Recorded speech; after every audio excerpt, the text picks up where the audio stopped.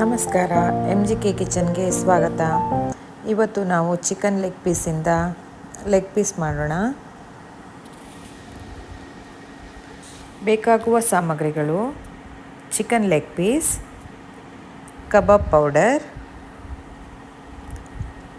ಬೆಳ್ಳುಳ್ಳಿ ಶುಂಠಿ paste, lemon, ಮೊಟ್ಟೆ. ಕಬಾಬ್ ಪೌಡ್ರನ್ನ ಒಂದು ಬೌಲಲ್ಲಿ ಹಾಕ್ಕೊಳ್ಳೋಣ. ನಾನು 3 ಲೆಗ್ ಪೀಸ್ ತೊಗೊಂಡಿದ್ದೀನಿ, ಅದಕ್ಕೆ 3 ಸ್ಪೂನ್ ಕಬಾಬ್ ಪೌಡ್ರನ್ನ ಹಾಕ್ಕೊಳ್ಳೋಣ. ಇದು ನಾವು ಮನೇಲೇ ರೆಡಿ ಮಾಡ್ಕೊಂಡಿರೋದು ಕಬಾಬ್ ಪೌಡ್ರನ್ನ.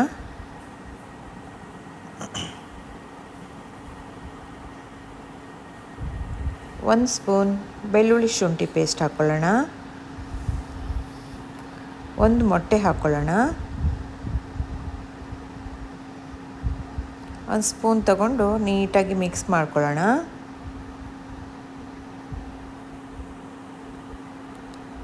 ಒಂದು ಪೇಸ್ಟ್ ರೀತಿಯಲ್ಲಿ ಆಗಬೇಕಿದು, ನೀಟಾಗಿ ಮಿಕ್ಸ್ ಮಾಡ್ಕೊಬೇಕು.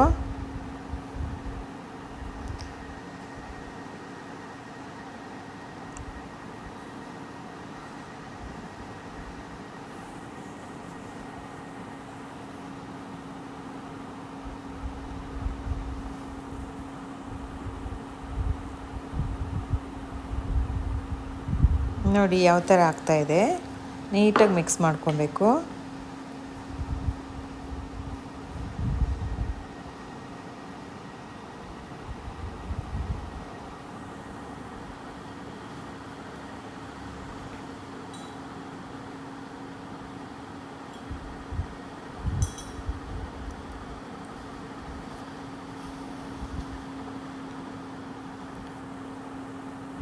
ನಂತರ ಒಂದು ಅರ್ಧ ಹೋಳು ಲಿಂಬೆಹಣ್ಣಿನ ರಸನ ಹಾಕ್ಕೊಳ್ಳೋಣ.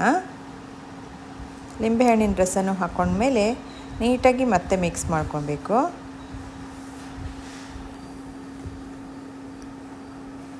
ನಾವು ಲೆಗ್ ಪೀಸನ್ನು ಕಬಾಬ್ ಮಾಡಿ ಕೊಟ್ಟರೆ ಮಕ್ಳಿಗೆ ತುಂಬ ಇಷ್ಟ ಆಗುತ್ತೆ.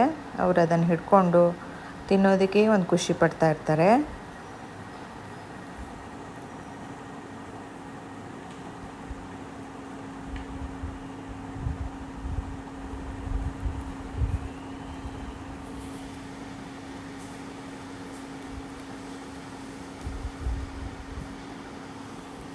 ನಂತರ ಒಂದೊಂದೇ ಲೆಗ್ ಪೀಸ್ ತೊಗೊಂಡು ನೀಟಾಗಿ ಅದ್ರ ಮೇಲೆ ಸವರ್ ಬಿಡೋಣ.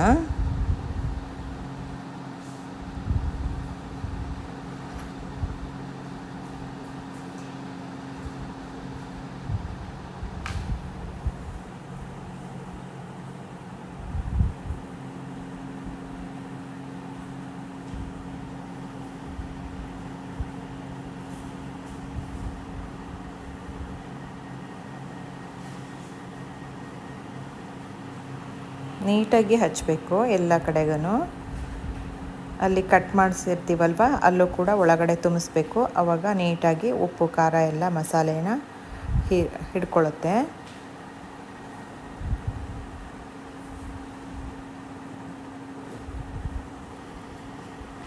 ಎಲ್ಲ ಮಸಾಲೆನೆಲ್ಲ ಹಚ್ಬಿಟ್ಟು ಒಂದು 15-20 ಮಿನಿಟ್ಸ್ವರೆಗೆ ಫ್ರಿಜ್ನಲ್ಲಿ ಇಟ್ಬಿಡ್ರಿ. ಅದು ಮಸಾಲೆ ಪೂರ್ತಿ ಎಲ್ಲ ಹೊಂದ್ಕೊಳ್ಳುತ್ತೆ.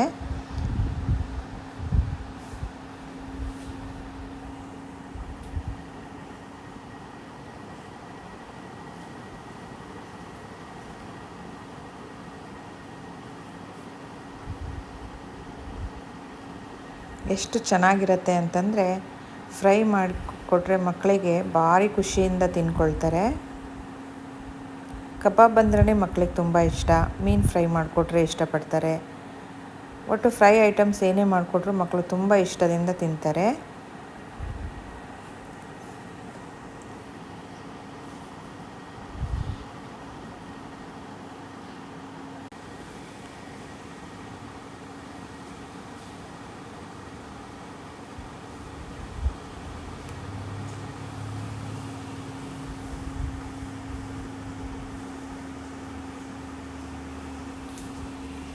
ಇವಾಗ ಇದೆಲ್ಲ ನೆಂದಿದೆ.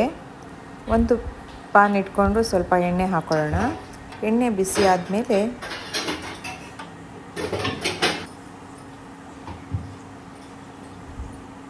ಒಂದೊಂದೇ ಲೆಗ್ ಪೀಸ್ ಹಾಕ್ಕೊಂಡು ಫ್ರೈ ಮಾಡ್ಕೊಳ್ಳೋಣ. ಸಣ್ಣ ಉರಿಯಿಂದ ಫ್ರೈ ಮಾಡಬೇಕು. ದೊಡ್ಡ ಉರಿ ಇಟ್ಕೊಂಡ್ರೆ ಒಳಗಡೆ ಎಲ್ಲ ಬೇಯೋದಿಲ್ಲ. ನೀಟಾಗಿ ಸಣ್ಣ ಉರಿಯಲ್ಲಿ ಒಂದೊಂದನ್ನೇ ಹಾಕಿ ಫ್ರೈ ಮಾಡ್ಕೊಳ್ಳೋಣ.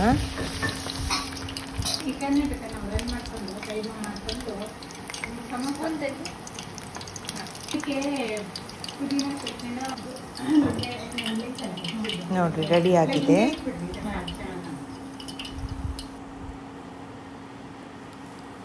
ಹೀಗೆ